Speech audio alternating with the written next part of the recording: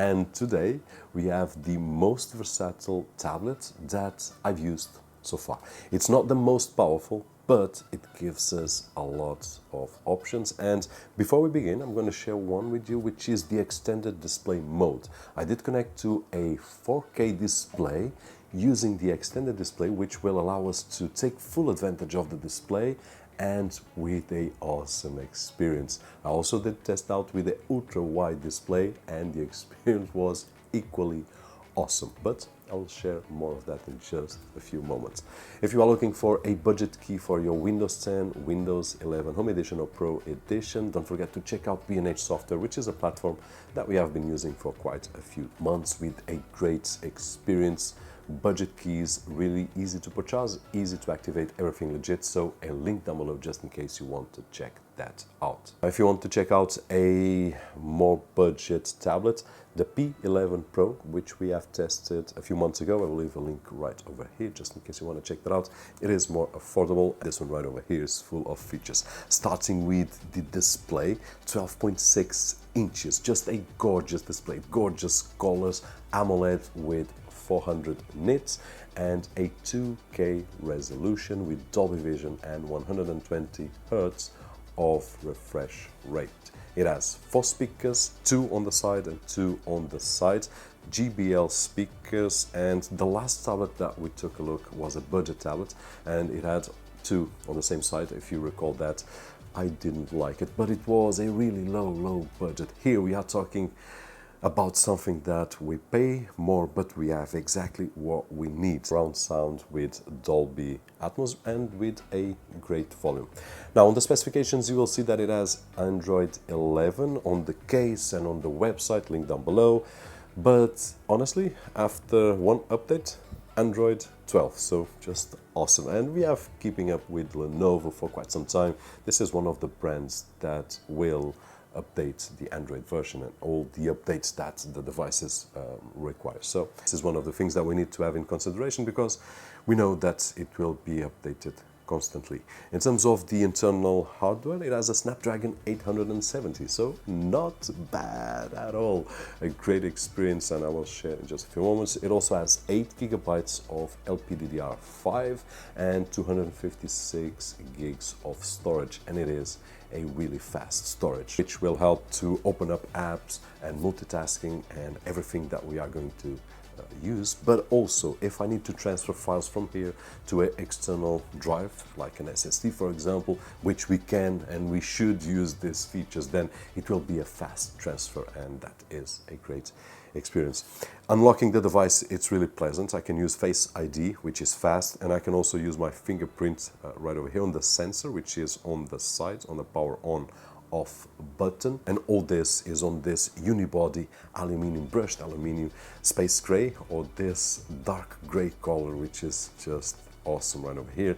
And it has a battery of 10,200 milliamps, which will last us through all the day if we are doing productivity tasks or if we are doing any kind of video playback and so on and so forth. The only thing that will deplete battery, but not only here, on any device. This version has the keyboard and it also has the protective cover, and it has the Precision Pen 3, which by the way works really nice. The only thing is that my handwriting is not good enough and I'm not an artist, but the experience is great if we need to take notes, if we need to write for school or for a presentation or stuff like that. Really awesome. The keyboard, I would say that it's very close to some of the laptops that we have seen here on the channel. Still not there. It's lightweight, the travel of the keys is not as much, but it's a nice feel. You will have a great experience typing on it, fast, so great. Also the trackpad, it's precise, easy to use, nice space, will give us a great experience. The Precision Pen 3 has one thing that I really love, which is a magnetic, and it will hold on the back of the tablet. So if I'm using only the tablet, it will hold on the back. If I'm using the protective cover, it will hold and charge, by the way, at the same time, and it will be hidden right over here on this space for the pen, which is actually really smart, and I really enjoy it. Easy to remove, easy to put it back. So a great experience with the Precision Pen 3. You have seen some pens which are charged via USB Type-C, which is nothing wrong, but I do prefer to be charged via just put it here and it will charge, so I don't need to worry about anything. Now, in terms of the performance, because I did state at the beginning this is not the strongest tablet that we have tested, and it's not, but in terms of the performance is nothing to be ashamed of, because it is a medium to high range device. In terms of the storage, just so that you have an idea, we are talking about 256 gigs of a really fast storage, 1300 megabytes per second on reads, 600 megabytes per second on writes. This will make the tablet really responsive, fast. We will open the apps, we'll have multitasking really fast, but we will also be able to export and import files from SSDs and other devices really quickly. In terms of the Wi-Fi connectivity, I was able to reach between 280, 300 megabits per second on download and 100 on upload, which is the maximum of my connection. Geekbench with a single core score of 956 and multi-core score of 3117. So, as you can see, the performance is really good, although I did say it's not the best, but we are there. And in terms of 3D Mark, so that we have an idea on how we are placed, the graphics we will get 1222, which is not bad at all. In terms of real-world performance, what does this mean? Genshin Impact, which is a game that you probably already know. It is one of the most demanding games on the Play Store. And right there, we will not be able to play, well, we will, but the experience will not be the best on the highest setting. But if we put on high, it will play just fine and with a great experience and room to overclock the device and even get a little bit better without choking, without having freezed frames and so on. So a really good experience. All the other games that I did test out, including Call of Duty and similar games, then you will be able to play on the maximum and will have a great experience. So if gaming is one of the things that you want to include on your productivity and you want to stop working for a few minutes and play a demanding game, and this will also give us assurance that even in 6 months, 1 year, 2 years, if there is another demanding game coming out, this device will be able to handle it.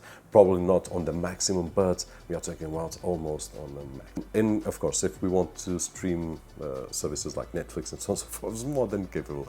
We don't even need all this power. There's also one thing that caught my attention, which is the productivity mode, which we can turn on, and instead of displaying that tablet look, it will look more like a computer desktop, and that's a great experience, especially if we are using the keyboard and we are using the trackpad. It makes everything a lot more fast, a lot more easy to use, so a great experience right over here, and I do believe that this should be a standard on any tablet. Unfortunately, it's not, but it's here on this Lenovo P12 Pro. It also has cameras at the front and at the back. This is the front face camera from the Lenovo P12 Pro, and actually a lot better than what I was expecting. 8 megapixels and here on the screen, more than capable for a video call. I'm not a fan of using tablets for photo or video, but sometimes if we are working and we need to take a picture or a video, then here it is, a sample, and when we put it on the big screen, which at this moment we are already seeing, you'll be able to tell if this is enough or not. But here on the screen actually looks good. And in terms of the adjustment on the different types of lighting conditions, it's doing a great job, lightening my face really well. Impressed. And this is the back camera, 13 megapixel with a resolution of 4K. And I just recorded a small clip so that I could check it out. And I didn't put in my big screen yet. It will be at this moment, right over there with you.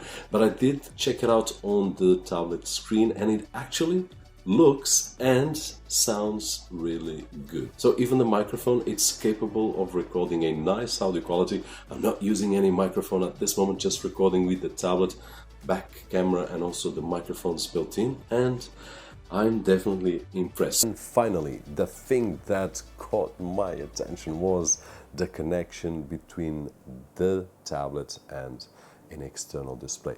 I did test out, as I said in the beginning, with a 4K display, and the only thing that I cannot assure for sure 100% here, because I did not find the info, is at what resolution it's showing me.